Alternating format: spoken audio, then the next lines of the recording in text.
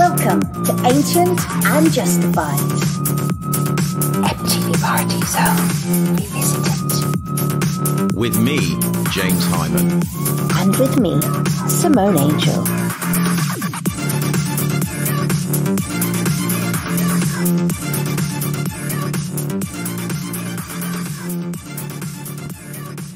Welcome to the Ancient and Justified podcast, and today a slightly different show because on the show I've got Marijne van de Vlugt.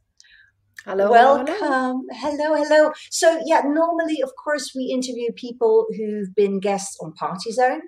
Marijne hasn't been guest on a Party Zone, but of course she was a VJ like me. So once in a while I thought it'd be fun to do a VJ edition. Just so that people like me and you can just go over our old memories. Riff it out. You know, just chew the fat, as they say in England. There's a lot of fat to chew. Oh, there's quite a lot of fat. Oh, you mean that kind of fat? I was looking at my... Oh, no, I didn't even mean that kind of fat. But yeah, I guess so. So, Marijne, I think it'd be quite fun to get you to talk a little bit about your childhood, because you actually had quite an unusual childhood as well, right? I mean, you actually are from quite a famous family. I mean, your parents were famous in their own right. So can you please tell us a little bit about that? Oh, that's nice. Yeah. So I lived in Holland until I was 12 with my mum, my dad and my mum, obviously. My dad was... from a very young age, became a famous actor. He met my mum at acting school, toneelschool in Amsterdam. Wow. And quite quickly, he got a name for himself. So we lived in a very nice house. And I have photos of my mum and my dad and me as like a 4-year-old photographed in the kitchen and then in the lounge from above, like for Hello magazine or something like that, you know, proper press photos like Bram van der Vlugt and his family. Excuse me. So my youth in Holland grew up going to see him in plays a lot, and hanging out backstage and meeting all the actors, and that was perfectly normal, of course. And it gave me my reference was, you know, for that very reason, like I want that too. It seems like a really good way to get people to like you, because everybody seemed to like him. And my mother was, you know, properly beautiful. But she then fell in love with an Englishman. And when I was 8, she left the family home. My dad said, off you go with your fancy Englishman, but the kids are staying here. Oh. So you didn't expect that. Wow, now that I didn't know. See, I was waiting for you to tell the story because your mum was Mama Lou, right? In Pipo the Clown, in this TV show. Toodaloo. I was obsessed with that show growing up. And I was like... Pipo the Clown. Oh, that's so sweet. Yes. That was her only acting role, really. She didn't really take to it, but she did get her acting because she went to the toneelschool. Oh. Her parents wanted her to be a primary school teacher, you know, because they were very, very conservative. But my mother, in her own right, made her name in England as a sculpture garden curator. The Hannah Pashar Sculpture Garden is her legacy. Wow. She died in August last year, but her legacy is that sculpture park, and she was the first in England to set a sculpture park like that up. So yes, Simona, I have 2 very impressive parents, and let me tell you, I have been in a lot of therapy.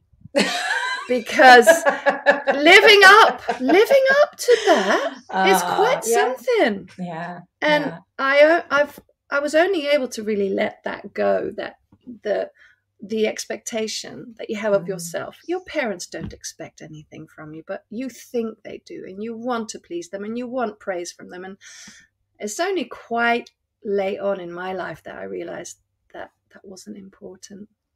Yeah, that was your stuff, not really theirs. Yeah, exactly. Wow. Yeah, but where does that come from? Where does your stuff come from? Probably a little bit to do with the parents, you know.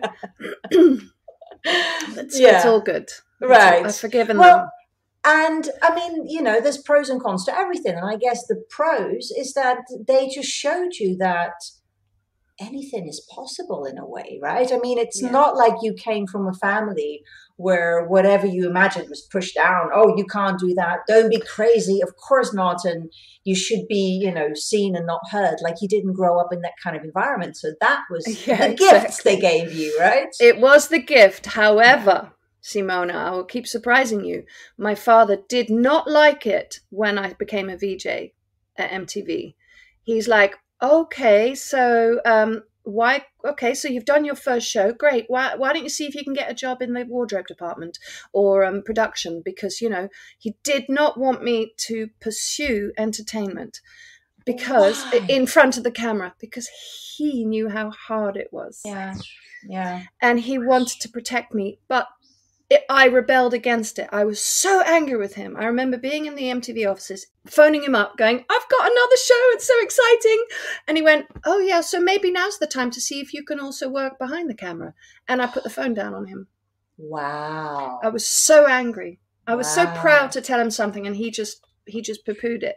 Ooh. It took him a while to realize that I was meant to be a performer, and I couldn't help it. And before he died, because he also died recently, he was so proud of me that I'd started the band up again, and he understood. He understood that I had the same needs as him to have a part of my life that was on stage. Yeah. So we no bad feelings, at all. He understood me. Thank the Lord. Yeah. Wow.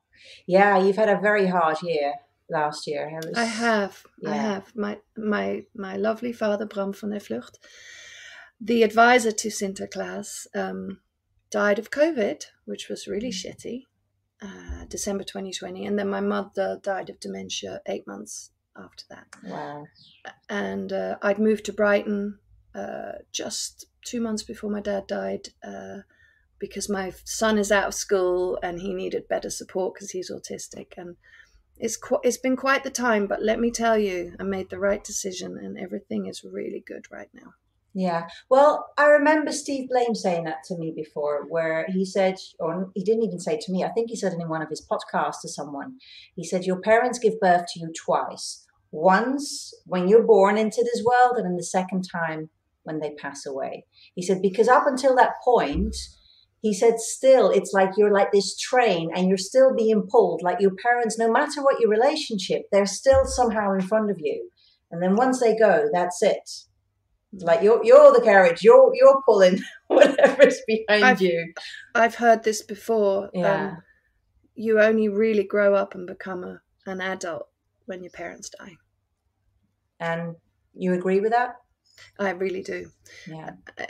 And also, there's also a bit of relief because you don't have to feel you need to, impress them. Yeah. No, even though I said I didn't feel I need to, there is still no judgment anymore. All parents judge. They can't help it. They love you. They want the best for you. Yeah. It's a very strange double-edged sword, Simone. Yeah. Yeah, I'm sure. So I miss them. I do miss them. It's a weird one. Yeah.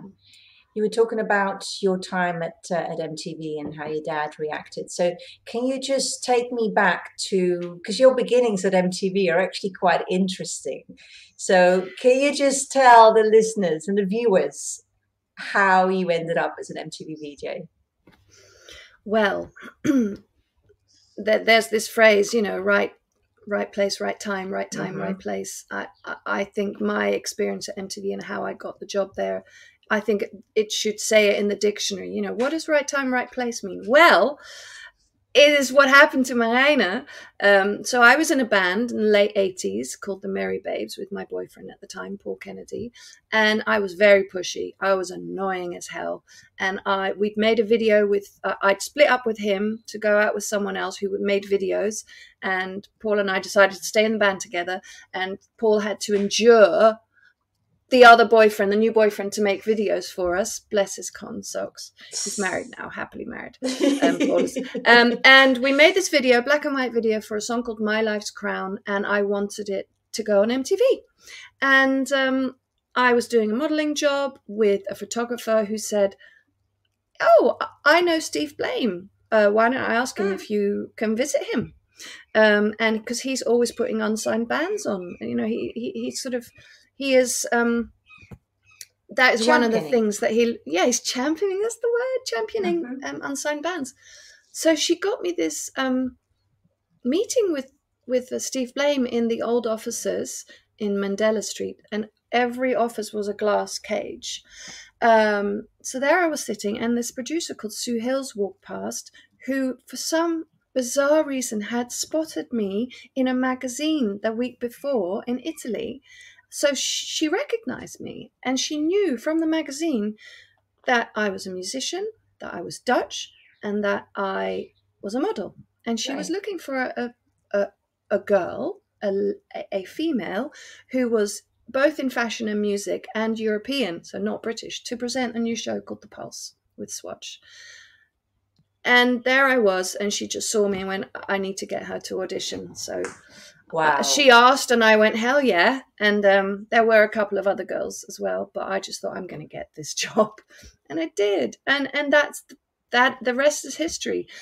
So, and then MTV were really kind because they continued to champion my band. Right. You know, which is a bit nepotistic, but, you know, why not? But who said that who said that they wouldn't have had if you hadn't been on there? I mean, you know, a lot of us make music, and MTV wasn't particularly pushing any of ours. I mean, you know, I think my video started to get played when I was already like in the top 10 in several European countries when they actually started to play it. So they didn't push. So I don't know. I think they actually genuinely must have liked what you were doing. You were doing something right. It is possible. It is possible. Yeah. My highlight my highlight was going to the very first EMAs in Berlin. You must have been there. I was going to ask you about those. Yes. I was there as a guest because I'd already left, which is I find surprising because I know that was 1994, and I think I left. Yeah, I thought I left MTV in 1995, so the dates don't quite match my timeline. But I was invited even though I'd already left. So I was a guest, and I had backstage everything. And I remember standing in a little circle with Helena Christensen, Nena Cherry, me, and some other people. I can't remember the others. I wonder why. And Helen, I praised Helena's dress because it looked like it'd come from a charity shop, and because she was very much into vintage, you know. And I'd say, oh, is that vintage? Not that it's, you know, I can tell. And she went, oh, yes. And then Nena said, oh, I love your video, Marijne, which was the video for Diminished Clothes, which was on rotation on MTV. So that was a massive highlight. That was like, oh, my God. I'm doing something right. Yeah. You know, it's funny. So that award show, that EMAs, I had a beautiful outfit, but my stylist wasn't with me. And so for some reason, my outfit was in a taxi driving around Berlin. And I was about to go on air, and my outfit just didn't come. Like, they're literally like, it never came, actually. It actually never came. So there was someone, I think it might have been Kate Swift or someone behind the camera said, oh, well, I have a suit. And the suit really didn't look very good on me at all. I literally just did the thing, like in this, you know, on me, very average looking suit. But I had a lot of fun though. I always had so much fun at all the MTV Awards. Oh my God. I know, but I bet you made the most of that situation with your spirit. And you just went, oh, well, I'll have to just, you know, do something with this suit and make it, you know, make whatever. It work. Who cares, right? I mean, really, who cares? I never really cared too much about anything. We just had a laugh all the time. I just laughed about everything. Yeah. You know, I always said that to people because I always enjoyed it when things were going wrong. I quite feed on that. Thrive on it. Right. You know, when the stage starts to fall apart and everyone's panicking, I suddenly get really calm. I'm like, ooh, I like this. I can do something with this. But also I would laugh all the time when things were going wrong. And people would often say to me, like, how can you laugh? This is terrible. And I would ask them, I'm like, well, what are you going to do when you look back on this in 10 years from now? And they'd be like, well, we would laugh. We will laugh. I'm like, well, why will we wait 10 years? We may as well laugh now. So, yeah, I just laughed my way through everything. That's cool. That's so cool. I was asked back to the EMAs to be the voice of God 3 times in the noughties. And Wow. that was the biggest honor they could have bestowed on me. Yeah. Because I'm a voiceover artist as well. And that they got me in once and then again the next year and then 2 years after that. So, and I just felt almost like my time at MTV had been honored properly. Right. Like, I know I left to go and be in the band in 1995 or 4, and they probably felt a bit shunned. And it was just a beautiful thing. They hadn't forgotten about you. I mean, that's nice, right? It's really nice. And don't you think as well, like back in those early days, things were just going so fast and it was so crazy and you're not really taking it in. At least in my experience, I really wasn't taking it in at all. It was just me neither. But I think when you come back, like what you did as the voiceover artist, having stepped back from that for so long, and then to be there again, you must have taken it in so much more. So much more. So appreciative every single second. And not just doing the job, but the catering at these events are beyond belief. It's Eat to the Beat, the company, and they create these masterpieces. And that's almost a better reason to be there, you know. And the one I did in Amsterdam, the whole buffet was in the style of the Dutch masters, the Rembrandts and whatever. Wow. I tell you, yeah, creativity. That we didn't to get the nth that degree. We didn't get no, that. But that's new. No, that's no, that didn't happen at all in the 90s for sure. I really can't remember any food that we had at any of the awards, to be quite honest. I do remember the parties and the after parties and the after parties, but food, no. See, I've never been a party girl, Simone. I'm a food girl. So I probably there was food. You just didn't care. You weren't interested. Oh, that's possible. Yeah, that is actually quite possible. So, if you had to explain your time as an MTV VJ to someone, let's explain it to people who weren't there, who didn't even see MTV back then. So, how can you explain what it is that we did? We were radio DJs, but on camera. But however, radio was live and we weren't mostly, but it was so the videos would be played because it was the age of the video. It started in America and then MTV in Europe started in, was it 89, 90? Something like that, late 80s. Yeah, 88. No, 88, I think, maybe even sooner. Because Party Zone started in 88, so. Wow. What, in America, though? No. Really? In Europe? I believe so. And then I joined in 91, like you. Hey, 2 Dutch girls. I remember you sent me a magazine article of you in a yellow hat, party hat, you know, Summer of Love and all that. Or maybe that hadn't happened yet. And I don't know what I was wearing. Some kind of something a bit more elegant, but more. What did you say? Demure, like a bit demure. More, yes, yes. And I was a bit more. You were out there, Simone Angel, and I was quite shy. I think, until the camera went on. So yeah. So what we did is we were the faces of MTV, and you said recently when we had a chat that we were kind of the influencers of our time. Yeah.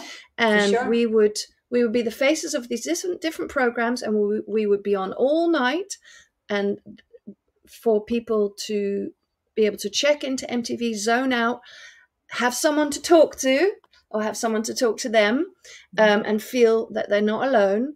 And we, you know, the bands that were played on MTV were really lucky because it was a massive promotional tool. Yeah. And we got to associate with those bands and sort of, you know, it was enter difficult. enter the world. I mean, we really became part of that whole world. I mean, we were just and it was difficult to you know, promote, you know, talk about a video of a band that you perhaps didn't like and didn't associate with, but that was our job. So you could sort of, I remember always surreptitiously making sure that people knew this is not my type of music. I know. You know? I tried to do that too somehow. I can't quite remember how I did, because I did like the afternoon mix. I did sometimes Dial MTV, and I really didn't like doing that. But my passion was Party Zone, MTV Dance Floor charts. That was my scene. So whenever I had to introduce like some American rock band or something, it's like I tried to somehow make people see or realize that I didn't really like what I was introducing. But of course we weren't allowed to say anything. Beavis and Butthead could say what they wanted, but we weren't allowed. Somehow I think something to do with the fact that they weren't real, but they were, because someone's behind them. I know. It used to really annoy me. It used to really annoy me that they could say the stuff that I was sometimes thinking and I couldn't say it. My thing was Alternative Nation. And sometimes I would stand in for whoever did 120 minutes. Toby says hi. Oh, that's nice. Can you say a big hello back? Toby is going to be on the VJ edition soon as well, so that'll be fun. Yeah. Toby and I live in the same city. We haven't yet said hello. We must do this. Yes. Oh, that's so great. Yeah. Love Toby. So, okay, so you were standing in sometimes because he was doing more of the indie stuff, right? Yeah, that's right. And then you were doing the fashion stuff, obviously.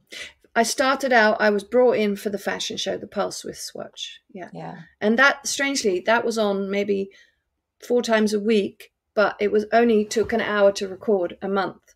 So initially, when I started, I was earning £100 a month. That was it. Because it only took an hour to record. Wow. And then the rest of the time I was still modeling, I was doing my band, and I was waitressing. And it wasn't until Simon Mills, who was the editor of Sky magazine, was being served a pizza by me at this restaurant called Orso. And he looked at the pizza and looked up at me and went, "Aren't you that girl on MTV?" And I went, "Yes, and would you like some pepper with that?" Oh my God. and we went out to lunch, you know, but it was a bit embarrassing. And not long after that, I left, because then I started getting more shows like The Night Shift and things like that. And then Dial MTV and Coca-Cola Report. But yeah, I've always been a multitasker, Simone. I'm still now doing several things all at the same time to keep afloat. Yeah. Wow. God, I had no idea. That's crazy. I was in those studios all the time, like all day. That's how it felt. I was in there. And then, of course, pretty soon with me, so the very first location shoot that MTV ever did was with me. We did Simone's beach party. It was me and Toby Clifton. The two of us went around Europe, and we had so much fun. And so that became my thing, I think, as well, to a large extent. I was the girl on the road, getting into trouble. Yeah. I bet it was. Yeah, I bet it was. That's amazing. Did you do did you do any location shoots? Yeah, absolutely. I think I did something in Spain, Ibiza or something like that. A lot around. I did some, like Belgium. I interviewed BB King with Mike Kaufman, lovely Mike Kaufman. Nice. And I got BB King gave me a BB King badge, which I've lost. Oh, so stupid, isn't it? I know, I've lost things too from people that they've given me. Yeah. But the big one that I remember was going to Moscow in the middle of winter and doing a segment with, you know, the famous MTV Mike on Red Square in the snow. Wow. With a big bear hat on. You know, can't get more sort of classic. Yeah. Crazy. And I really felt like, you know, I had fallen with in Dutch we say, met je neus in de boter gevallen. Yeah. Met je neus in de boter gevallen, which means you have fallen with your nose in the butter. Right. girl, Yes. which means you are very privileged, Yeah. and you have to be doing what you're doing. Yeah. But Moscow was crazy because it was not long after the Cold War had finished, was it? It was Berlin Wall came down, and was it 89? Mm-hmm. Have I got that right? And so the person that was looking after us was from Coca-Cola, because of course MTV and Coca-Cola have, they sponsor MTV, Coca-Cola, they were like this. And in the back of his car, he had about 20 massive Coca-Cola bottles and about 20 pairs of Levi's jeans to make sure that he could get around safely. As an American, he would be stopped a lot, and the security forces and the police would have to be bribed with Coca-Cola and jeans. Wow. So we didn't feel that safe all the time. Wow. You know what? It can't be as bad though, as one time we did the launch of MTV in Lebanon. So we were in Beirut, which I loved, by the way. Oh my goodness, Beirut's just like the best place ever. But safety-wise, not great, right? So we'd be in a car, but there'd be a guy with a machine gun in the front of the car. And so wherever we were driving, if we came across like like crossroads, the guy with the machine gun would jump out and just hold up the traffic like that as we drove through. And there'd be several cars. So there's several guys with machine guns getting us through. And then we were driving, and at one point I'm like, oh, what's these walls here? And they went, oh, that's the Hezbollah training camp. And I'm like, it's like, oh God, this is crazy. I had a great time though in Lebanon, but of course you did. But that was very odd. And it's quite funny. You're talking about artists giving you funny things. I've had some bizarre things, right? So one thing was Grace Jones gave me a little love heart that just flashes. Oh. And my mum still has it. I think she still walks around with it in her handbag. I think it still flashes after all these years. But it was so funny when I met Grace Jones. This was again with Steve Blaine. We're in this club, and he went, "Hey Simone, meet Grace." And Grace comes over, and she just looks at me. She can have this quite scary look. And I just put my hand out to shake her hand, and she just goes, and just squeezes my breast like hello. Hello. I'm like, hello. And I just pretended like it was normal. But at the same time, I'm thinking, that's not normal. That's very strange. But, I was like, okay, whatever. And I went with it. And then later on, she gave me a little laugh heart. I think these days that would get you in a lot more trouble than back then. Certainly. Less when a woman does it to a woman, but it shouldn't be allowed. Be allowed. I actually found it quite funny at the time because it was like, this is so bizarre. So then the other thing, and I got a really nice a book about punk, the history of punk from Keith from The Prodigy. So that's quite dear to me. I still have that. Yeah. And then another thing that someone gave me that I lost years ago when Sean Ryder from Happy Mondays was with Black Grape. They brought out the CD. I forgot even what it's called. Quite iconic with the logo for them and everything. And I met him at a festival, and he gave me a little paper trip, a little LSD paper trip with that same logo on it. And he gave me one, and he said, if anyone else offers you one of these, come to me because I've got copyright on them. So I took a proper trip. A proper trip. So I took it and I put it inside the sleeve of the CD because I thought this is going to be worth money one day, right? I've got the actual paper trip from Sean Ryder. It's gone. I don't know where it's gone. Like, it's gone. It disappeared. I'm like, oh man, that would have been so good to have had. I wonder if it would still have been potent. Probably not. Probably not. But how hilarious. Talking about Black Grape, we toured with Black Grape and Supergrass in France with my band, Salad. Wow. And Bez and Kermit were pleasantly surprised that they liked us. And Kermit came into the dressing room afterwards and he went, oh, my man, great. Man, you're so great, man. But if I had some H now, I'd offer you some. I'm like... Thank you, but no, thank you. But thanks for the thought. Yeah. How funny. Oh, my goodness. Yeah, rock and roll. How do you look back now on your time at MTV? with an incredible amount of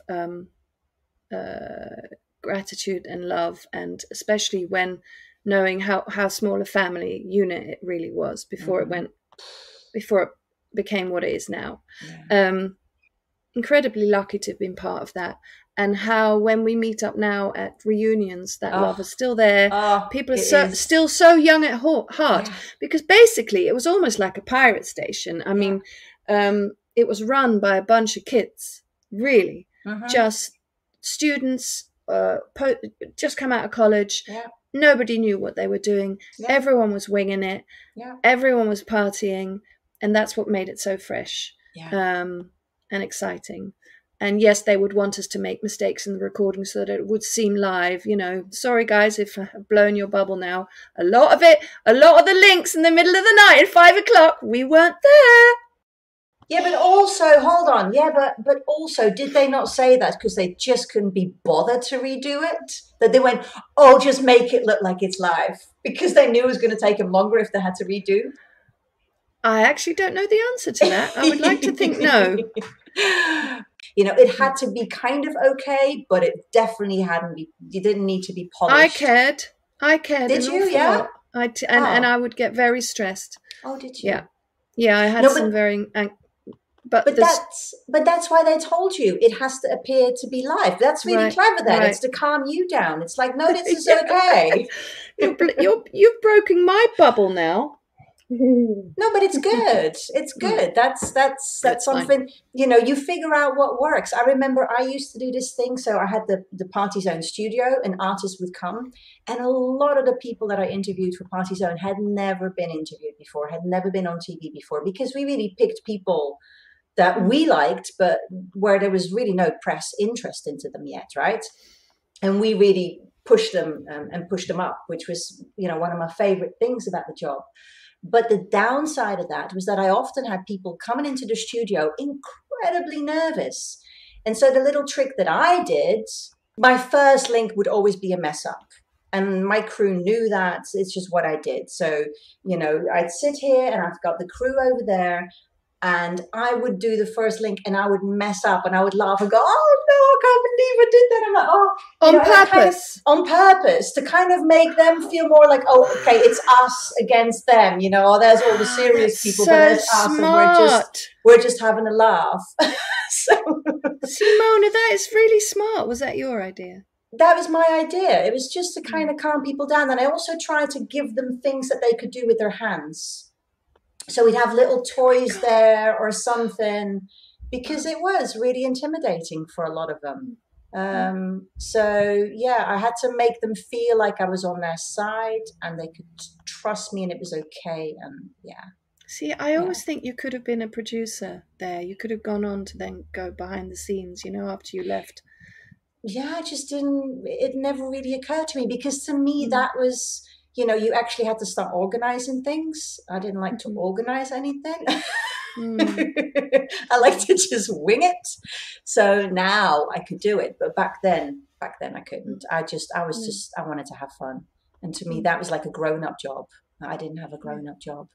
Yeah. Oh, and another thing I wanted to check with you. So what about fan mail? Did you get some really weird fan mail back then? I would say not weird. I got some really lovely things. The first fan mail I ever got was almost the best. It was a drawing, you know, of me on MTV, rolled up in a you know, a cardboard canister, right? And the effort that goes into something like that is so much more special than just a letter. But I love the letters too. So no, I never got really weird stuff. So I can't tell you a funny anecdote about that. What I did get, which was really, really fun, was faxes during the Ray Cokes show while we were on it with the band. And there is one on YouTube now where they get a fax to read out to Marijne. And Ray starts reading it, and I come over from the stage, and I'm trying to read the letter, and he looks at me, and I go, "Well, it is for me after all, so let me read it," you know. So I enjoyed that, but no nutters. No, okay. Well, you were lucky then. We got really weird fan You mail. tell me. A lot of really scary stuff, actually. Not a lot. I mean, of course, you get a lot of normal stuff, but it's the scary ones that stick with you, you know. And so apparently, they said there's this thing with people with psychosis where especially TV presenters can become part of the psychosis for someone because they are looking directly at the camera when they're talking. So actors look away, you know, but as a presenter, you're there, you're looking at the camera. And like you said, you know, we were playing in the background. We were just part of people's lives. The TV was on and we were there. And so there were certain people who were having mental problems who somehow would weave you into their story. And so it actually got to the point where there was some pretty scary stuff going on. And I think we all lightened the nerves for us so we just started a thing, you know, where every week we would just sit and read the craziest fan mail to each other to kind of make each other laugh, but also to lighten it because it was quite scary. I mean, you know, I had someone who found out my personal telephone number who was like screaming down the line, was getting like little coffins sent to me with like dead flowers in it and like dolls with no heads and some really scary, like I found it really scary back then, you know, because there you were, a little young girl in London and there's no one there to read the post with you, you know, you do it by yourself and then you walk back home and yeah, it felt a little bit, the support was lacking a little bit. There was no support. I was saying that like to someone recently, like there was no HR back then, you know, there was no support in that way. Oh, and I got an interesting one as well once from Kenya, where I get this stack of pictures from this guy, and he basically just announced that me and him were going to get married, and he said, well, here's my family, I have so many cattle, you know, I have so many cows and sheep, and I'm coming on the 23rd of July so we can arrange the marriage. I'm like, he didn't even ask me. He just announced. He just announced we were going to get. Did he arrive? What happened when the July 23rd came along? I don't know. I didn't do anything. I didn't say anything or do anything. And yeah, but yeah, we had some. No, I think I lucked out. I don't know why I didn't get the nuts. I think I should be quite happy about that. Yes, and not jealous. Think so because. No, not at all, because that was definitely one of the downsides for me. And yeah, so that's the thing, right? When you do a job like that, there's some really great highs, but there's also some quite difficult parts. Psychologically, there are going to be psychologically parts, you know. Yeah. I think you. How did you navigate all that? By crying. Quite a lot. I did quite a lot of crying in the MTV studios. I was told I was a diva by Brent, very outrightly. Brent Hansen. That was our boss. Marijne, that was our boss. He said, Marijne, I've heard that you've been very rude to staff in the studio and that you've turned into a bit of a prima donna. What's going on? I went, I think you're right, Brent. My God, you've called it. I will change. So I changed. I was just really stressed because I had so many things going on. I had my band and also presenting, and it was all too much for me, and I couldn't cope at all. So I did a lot of crying, and now I know that I suffered from anxiety, full on. But I didn't know at the time. I just thought, you know, you're pathetic. You're just a pathetic mess. But we didn't talk about mental health. I mean, that just wasn't a conversation. You know, to me, it was normal. I thought it was normal that you just work and work and work and work until you basically curl into a ball in the corner, crying and shivering and, you know, and you break down and then you get sent home for a few days. And then it starts all over again. And I just thought that's how people live. Like I had no reference point outside of showbiz and MTV. I never had a normal job. I just thought that's what people do. And it wasn't until afterwards that I realized that, oh, that's actually not normal. We never spoke about it, and yet it was totally accepted. So all these kind of emotional freakouts and stuff, we just all, you know. Well, I didn't know whether it was accepted, but I don't know whether it was accepted. I I don't think I was understood. I felt very misunderstood, and I also felt like a weirdo. And I was incredibly shy. I remember that the dressing room we had opposite the studio, you know, with The the big mirrors all ones. around, the big one. And Bjork was in there once, and I just ignored her. Absolutely, completely ignored her because, you know, I couldn't be even though I was a VJ, and she probably knew my face. She would have seen it, but no, I was ignoring her because she won't know who I am, and I don't want to be a sycophantic or protect. No, Wow. we happened to walk in and out of the door at the same time, and she went, "Hello, how are you?" I went, "Oh, I'm fine, thank you." And I thought, she's broken Oh, the ice, poor thing. I mean, lovely yeah. thing. She could tell I was in hell. Wow. Yeah, I was very Yeah. Oh no, shy. I never had that. I wasn't shy. I wasn't I shy. know, I'm not saying I was never nervous. I think actually the more nervous I got, the louder I got. right? That was just my way of dealing it because you hide Mm, that you're scared, you hide that mm, you're mm, nervous. But mm. I know I had never felt particularly impressed with any of the stars, Right. really. Like, so I want to know. I like, so I approached everyone the same. Like, I didn't really care. You know, the only times was sometimes people make me feel like it was a big deal. I remember my very, very first interview that I ever did was with Tina Turner. I was 18. I was going to interview Tina Turner, and I just thought, oh, that's great fun. I'll just do it. And I got my special outfit. I had my patchwork trousers and, you know, some fun t-shirt and a hat, and, you know, I thought it was going to be really great. And then Toby Clifton, my producer, made me so nervous beforehand because he kept going, Simone, she's an icon. Be polite. What are you going to say? You know, what are you wearing? And I said, these patchwork trousers. And he went, you can't wear them. You know, this is like, it's just too, you know, you'll be trying to grab the attention too much. And he made this big, big deal Oh, out of he Tina got in your Turner. head. Totally. But then when I met her, she was so lovely and we had a great time and we did the interview. At one point, even during the interview, Toby turns to me and he goes, Simone, that was really rude. You said something over Tina. She wasn't done speaking yet. And she's an icon. You need to respect her more. And Tina Turner just turned to the camera and to Toby. She went, oh, fuck off. Oh, I brilliant. was like, I love yay. it. So she was on my side. And then as she walked past the dressing room afterwards, my open dressing room, she walks past, she sees the patchwork trousers that I was not allowed to wear, runs in, grabs them and holds them up. And she went, oh my God, I love these. Where did you get them? So there you go. I told my So you producer after learned a that, big lesson. Yeah, don't ever tell me never what tell to me do. what to wear again. Yeah. Don't tell me what to do. Let me do my thing.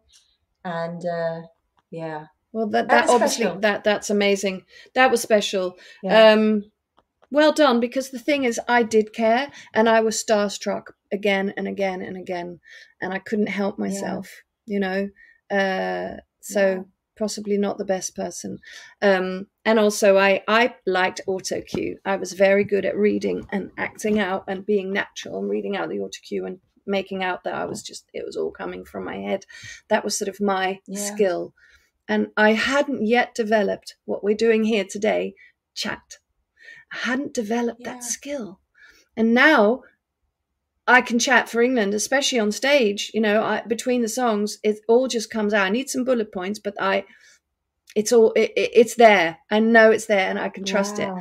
But back then, I wasn't great at interviewing. I wasn't secure, and I was asked whether I wanted to present more TV programs after I left MTV, and I was like, I don't think so. You know, I was offered shows, talk shows, chat shows, and I was like, no, I don't think it'll be very good for my band's image. So I was like, Oh, but also because it was scary. it was really Yeah. scary. And my mum was devastated when I left MTV and chose, rock and roll. But it was what I was meant to be doing, and I knew that. Yeah, no, You for know. sure. So you did a really interesting video. Was it, I don't know how many months ago now, you did a video where you were completely naked and Indeed. you crawl out of the sea. It's really it's an incredible video. I mean, Thank you. it's raw and like, did it have something to do with the loss of your mother, or My mother was is that what? dying. My mother was dying at this point. My father had already died. I was having a very tricky time in Brighton. It was COVID. Everything was hard. And it was only when we had recorded the song and I heard the mix on my headphones and I just got the shiver going down my whole body and went, the video for this needs to be me standing naked in the waves being bashed by them. That's the image. Goosebumps, you saying it. Yeah. Wow. And I thought, right, how are we going to make that? And I called my ex-husband, who was coming down to collect our son anyway. And I went, how do you feel about filming me naked in the sea? And he went, sure. Seen it all before. Exactly. And he got all his cameras down, his 360s, his everything. And we just went to Rottingdean Beach just for an hour and a half, you know, I scrambled into the sea. He and it was all his work. I did the performing, but he filmed it discreetly, you know, and I then did the edit because I understood the power. And it was a one shot pretty much. Yeah. And it was just one of those moments, Simone, and that it just all came together how it ought to. And it was definitely celebrating brokenness, because we're all you broken. must be really proud of that. I am. Of that video. It's Yeah, definitely very because powerful. You have to look inside when you're being creative, and it needs to be authentic. And I think that is possibly the most authentic thing I've ever made. Yeah. So thank you. Wow. It's called Things in Heaven, by the way. Things in Heaven. Thank Yeah, you. it's amazing. Whoever hasn't seen it yet, it's out there. And the thing is, and people say, oh, that was really brave making that video, because I am a middle-aged woman. I'm not as skinny and beautiful as I was. You know, I don't mind saying it. I was a model. I was blessed with the right shape and everything when I was young. That's all gone. So crawling out of the sea naked as a 55-year-old woman is brave, and then putting it out there on the internet. It's very fucking brave, but because it's not about that. It's about vulnerability, embracing vulnerability, and doing something with it, and don't be afraid, because beauty comes, you know, you can only see the light when the cracks show. Right. What do you want to say? But also, you know, this whole thing with beauty and age, you know, I look at some young girls, and yes, they look pretty and perfect, but also a little bit like just a blank slate sometimes. Like, to me, there isn't much to hold on to yet. There isn't much substance. Whereas to me, I actually think older women are incredibly beautiful, you know, and we have more shapes and we have more lines, but there's something there. There's substance. My husband said a beautiful thing to me one time. He looked at me and he said, I think you're more beautiful now than you've ever been. And we were both quiet, because I thought about that. And I thought, no, that's actually not true. And I think he was also thinking, going, actually, that doesn't make sense. And then he looked at me again, and he said, you're more. And I said, you're more you. And he went, yeah, that's it. You're more you. And that was it. It was like, you're right. That is the beauty, is you become more of who you really are. And when that shines through, that to me is beauty. That's beautifully said. And he saw that. Oh, he's a keeper. But then you know that. Yeah. Oh, I know that. So beautiful. Oh, Marijne, thank you so much for being on the show. I really appreciate this. And it's so fun. It's like you're my family. We always will be. Always will be. And it's really lovely to catch up with you properly. Much love. And you, MTV forever. Bye.